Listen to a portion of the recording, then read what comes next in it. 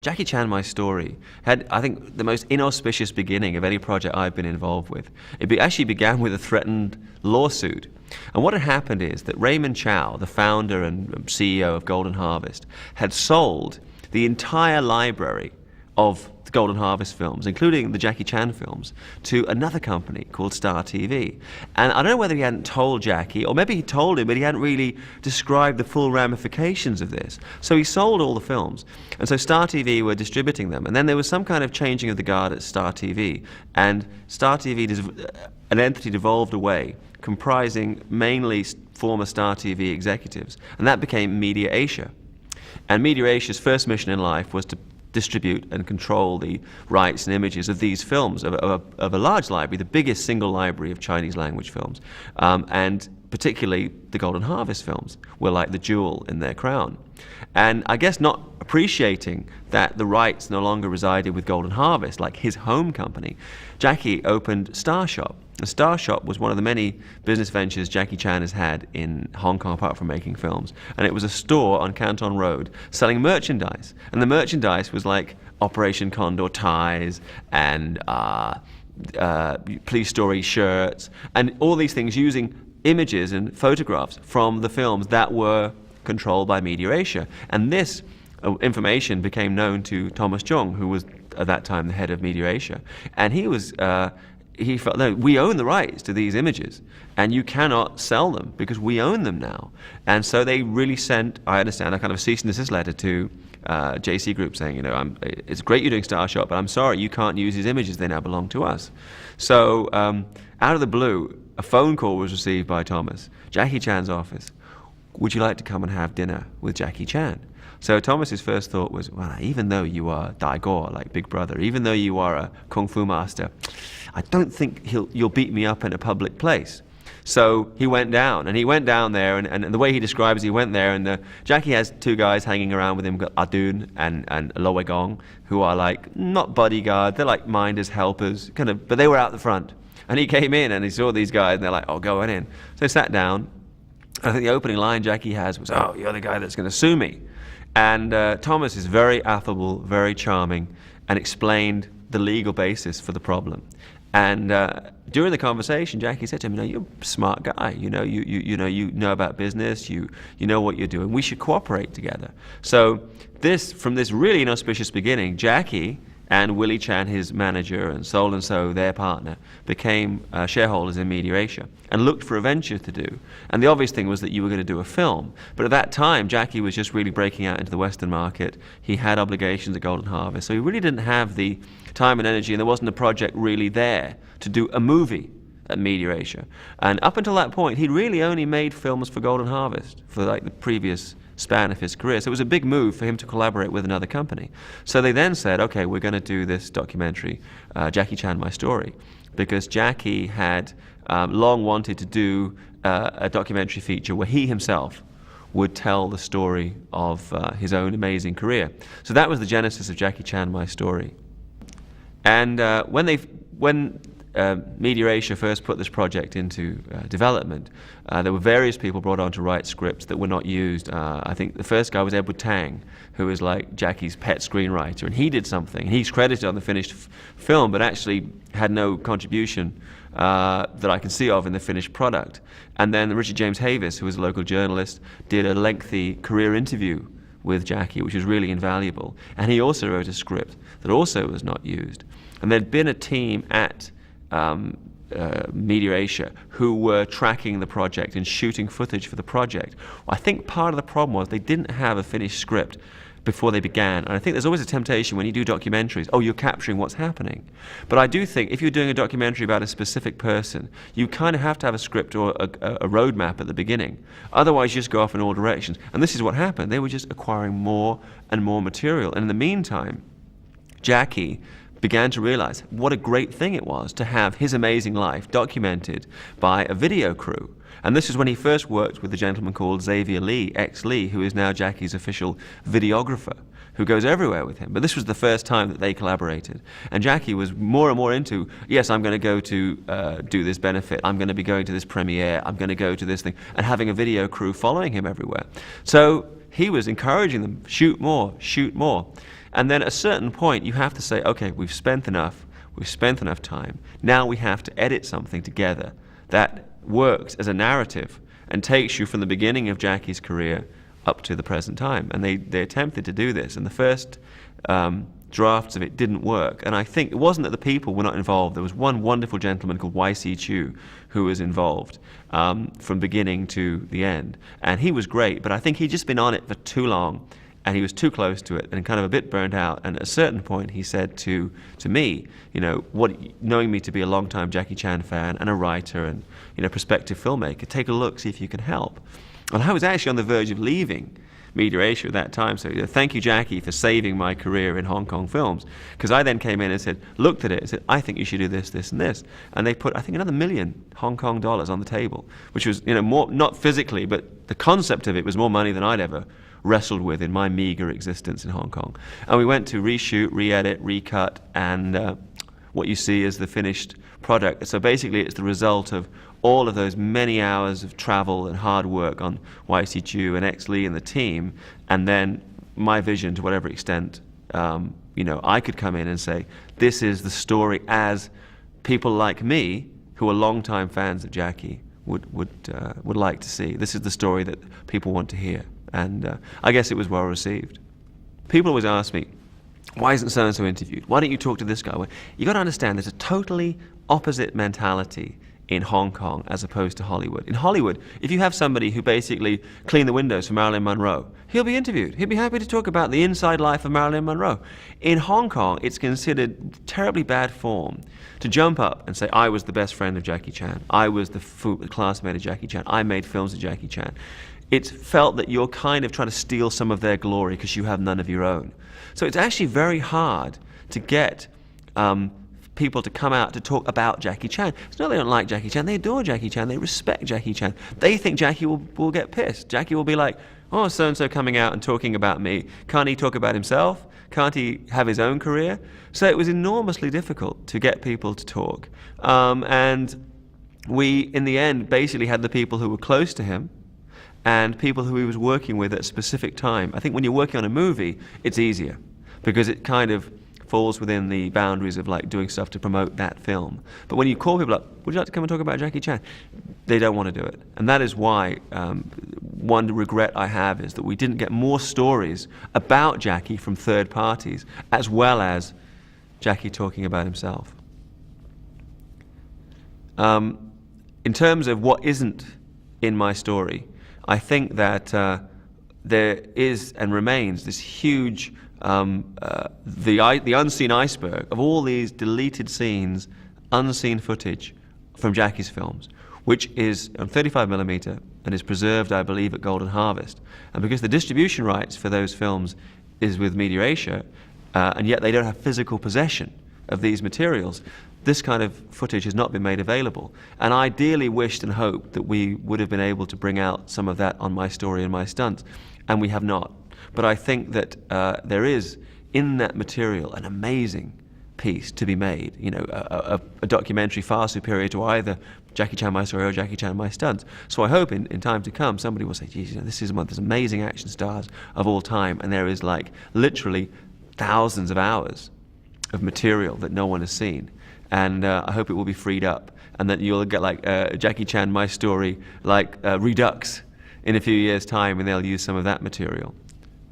Jackie Chan My Story did very well worldwide for a documentary, where there's actually a limited market for documentaries, because you're up against Discovery Channel and the BBC, who do these wonderful documentaries, and you come out and say, okay, we're producing a documentary feature, one documentary feature. But there's something about the fact that it was by, with and for Jackie that it worked. So the obvious thing is, and to continue the relationship that had developed between Jackie and Media Asia, he produced a string of films for Media Asia, and also we decided to do a follow-up, which was Jackie Chan My Stunts. And in a way, I sometimes think it's a shame we hadn't thought when we were doing Jackie Chan My Story we would do My Stunts, because there's certain things we would have saved for the second one. But going into it, I felt that what people really wanted that this documentary had to walk a very fine line between showing people the building blocks of how you did the Hong Kong style action, of Jackie's technique, and giving away the magician's tricks and showing too much, which I think is something that's endemic now in Hollywood. They just show too much of how the effects are done, too much of how stunts are done, and it destroys the sense of wonder. So we had to walk that line, and I think we did it fairly well. And a lot of people have said afterwards to me, particularly filmmakers, that it was a very good primer in Hong Kong style action. But at the same time, I don't think it destroyed, in any way diminished, the myth and the deserved legend of Jackie Chan, that he's somebody who does do and has done his own stunts and taken incredible risks. But it really does go into some depth of how you get the building blocks in your training and in your filmmaking technique to be able to capture that kind of action on film. So if nothing else, I think we created a good primer for this new generation of people who are trying to do Hong Kong action. I think one of the most enduring memories, bad memories of this film, of this documentary that I have, is it really brought up close to me how hard it is to shoot on location in Hong Kong, and the government makes no help, there's no help whatsoever in shooting. We were going to do a scene at the Clock Tower in Tsim Sha Tsui, and this was referencing Project A, the famous scene when Jackie falls from a clock tower. So trying to find a way to make this sequence, interesting, not having him sitting in front of a monitor, which is what we'd done in Jackie Chan, My Story. I said, fine, we'll go to the locations. We will recreate the bus scene from Police Story. We'll hire a bus. We will do a fight sequence like Rumble in the Bronx. We'll build a Rumble in the Bronx finale fight sequence, or the alleyway for the broken bottles. So we would basically, instead of having him sitting talking, we'd have him demonstrating in situ. And we wanted to go to the clock tower. And the clock tower that's in the film is the Kowloon Canton Railway Clock Tower, which has since been demolished, but there's something very close to it in Tsim Sha Tsui.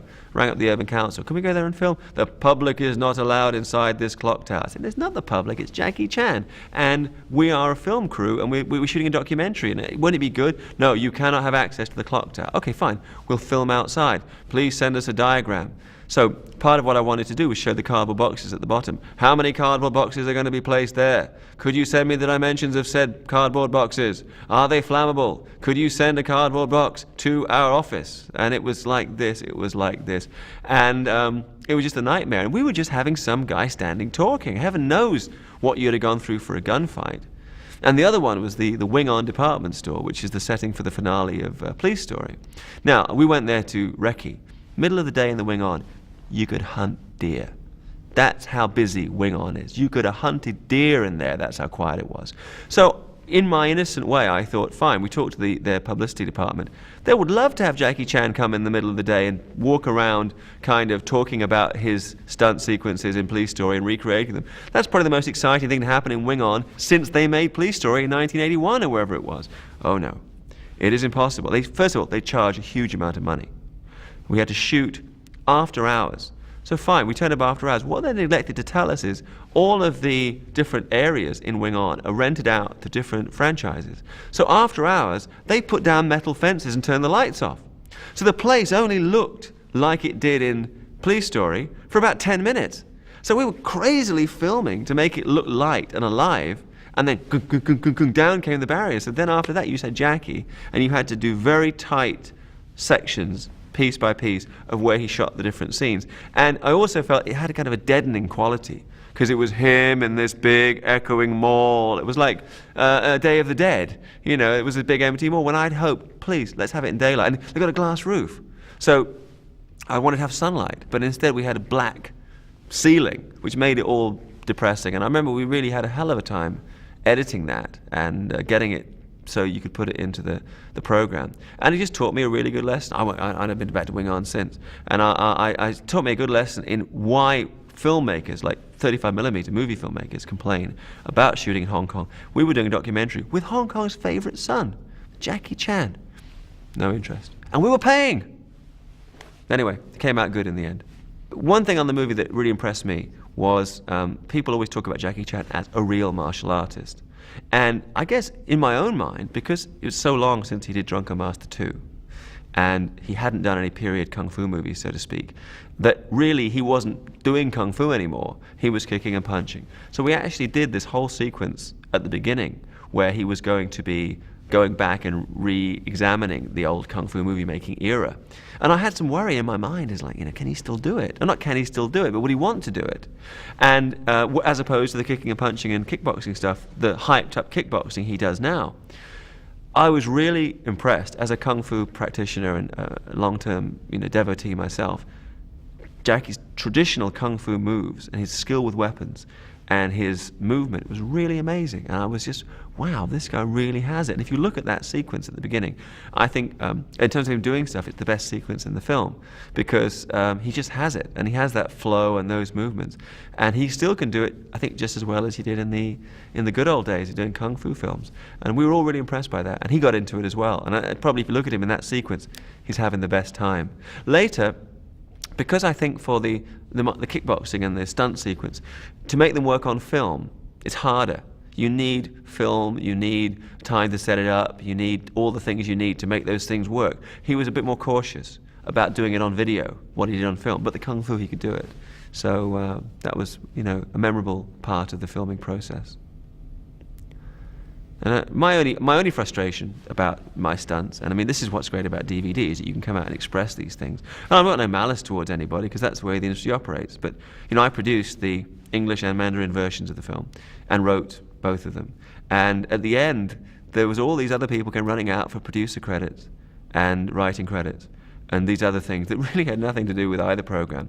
And I didn't actually get a credit of any kind on the Mandarin version, even though we shot it back to back with the English one. It might sound like sour grapes, but I think, in the Hong Kong industry compared to Hollywood, you don't make big bucks.